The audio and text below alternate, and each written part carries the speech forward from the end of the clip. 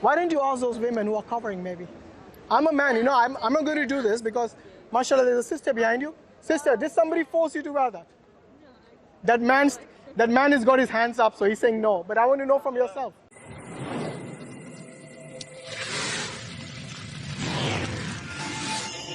Humans therefore just aren't strong enough. They're not convincing enough. Right. So why do you think women cover? And by the way, this is not only in Islam. I think in many faiths they cover. For example, in the Catholics, the nuns cover. Yes, from head to toe. In Islam, the women cover. Yes. And these are believing women. I know headscarves. Yeah. And by the way, there are a lot of Muslims who don't cover. Yeah. We don't say that they are outside the fold of Islam. We don't say that. They are still Muslims. Okay? They need to improve, just like many men need to improve in their ways, in the way they lead their life, in the way they dress even. Yeah, Yes? I mean, maybe it is too much of a focus on that for a lot of Yeah, women. so what I'm saying is like, don't make that as a means for you to stop you learning about Islam. Because the reason Muslim women cover is, first and foremost, it is what their God has told them to do. And That's the right point. but that's not the only thing. The other thing is, it makes them, it is like an identity for them, that they are believing women. So there are Muslim women and there are believing Muslim women. Yes? And this is how you distinguish them. Now imagine if there is a woman who is not dressed appropriately and she's walking by a building site, construction site, and there are men working there, and they wolf whistle her and they make some nasty remarks. What is she going to do? She's just going to walk by, isn't it? Now they see a nun walking past, or a Muslim woman covered from head to toe. Trust me, the same men, when they look at them, they will show them respect. Why do you think is that? In both cases, it can be the same woman, It can be the exact same woman going once without being covered, going again with being covered. And in both cases, she's treated differently.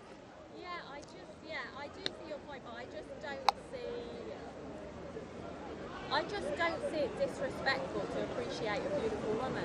So, when I was talking to one of the other men, he was saying he really don't want men to be looking at women basically walking down the street. And I said, but why? I mean, if a woman, she's got a dress on or a skirt, she's got skin exposed, and it's summertime and she looks beautiful. Can't we appreciate her? When you woke up this morning and you applied your makeup and your beautiful dress and you did your hair, what was the first thing on your mind? Are you doing it for yourself or are you doing it for the society?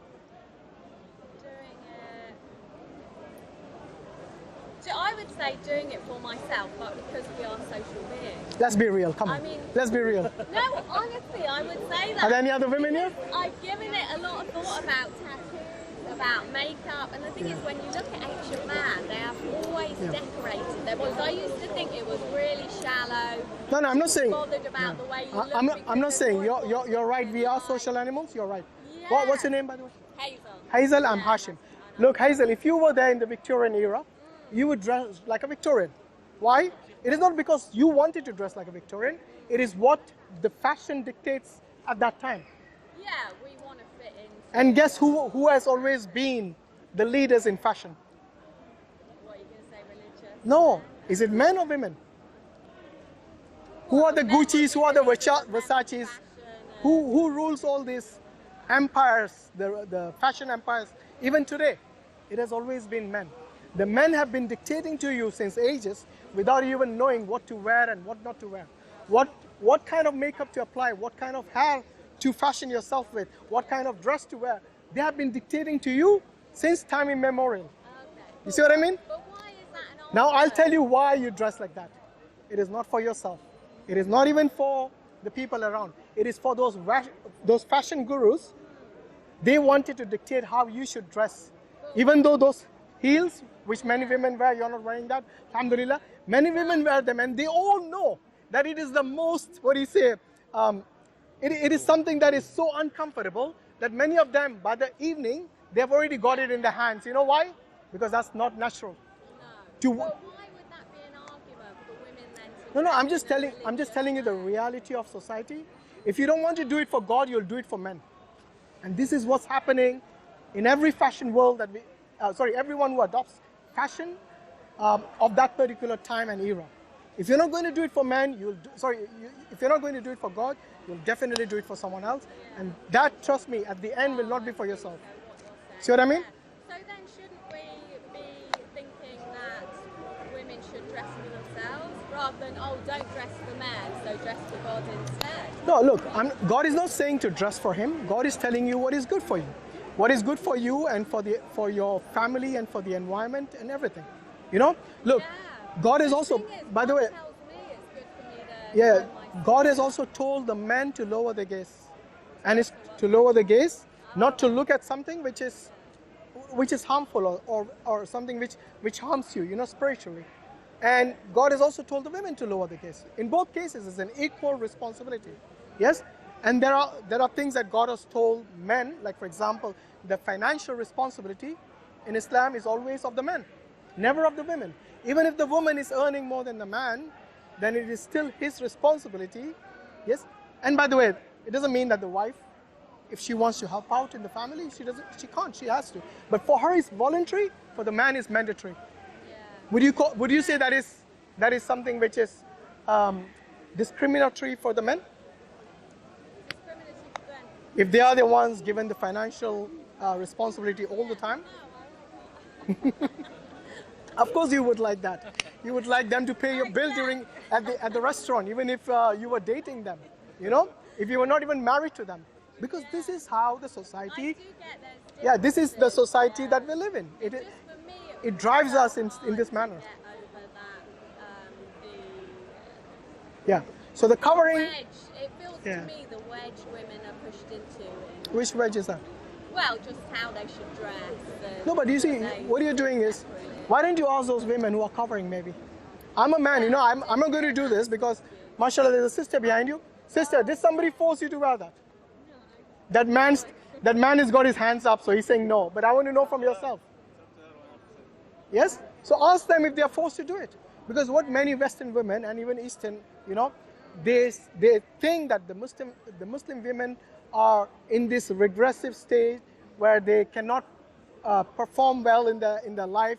My wife is a doctor, alhamdulillah, and she still covers at her work. Yes? Yeah. And the thing is that it doesn't stop them doing the things that you would be doing normally in your life.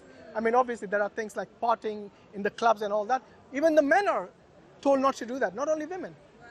Oh, well, I tell you, I experienced something the other day. We went to a Somali restaurant and... nice food, yeah? It was lovely food. It was beautiful. Alhamdulillah. And we got ushered to sit in a booth with curtains around it. Oh, wow. Because I was a woman. MashaAllah.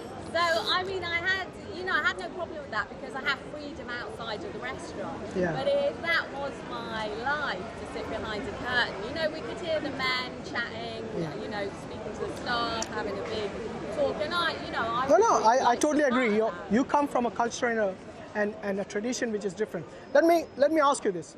If you were given a place, let's say in a cinema, yes, and you were given this exclusive place where only you and your husband are with you, yes, would you feel special? Even if there was a curtain, even if there was a curtain there where nobody can see you, you can only see the screen, would you not feel special? In fact, people would pay premium to be in that situation. They would pay extra money. So you should go and thank that Somali. Give them extra tip, next time, inshallah. Yeah, we did. Yeah, we had a nice... Look, it's how we perceive the world. If you're going to think that this is something which demeans you, then everything you will see around you, you will interpret it as such. Yeah. Just put a positive spin on certain things, and you'll get, inshallah. Yeah, of course. The evening could have been much richer. Basically, the more people you speak to, I think, life is richer. Yeah. No, look, nobody stops you speaking, even if you're in a hijab. Yeah, but unnecessary flirtation is what Islam doesn't prohibit. It is something that Islam prohibits. Yeah. So this is what we are saying. It is, look, end of the day, when your husband or your wife, when they're alone at home, yes, and you're away from them, either at work or somewhere else, yes, you wouldn't expect them to bring some stranger to your home and get busy with them. You wouldn't want that, because that shows that you respect her even when she's alone. or when you will respect him when he is alone at home. And this is what Islam is telling us, to respect each other. You're not a competition. You help out each other. So what Islam does by telling the women to cover and for the men to lower the gaze is that this evil that we find in the society, it is something that can get us quite easily. Yes, today our youngsters have been exposed to videos and pictures, even though they might be doing it behind our backs. It's so easy to do that through the internet, you know. Pornography has become like mainstream today. And there's no laws against this. Nobody stops anyone anymore. Yes, it's become so common that people even stop talking about it as being something evil.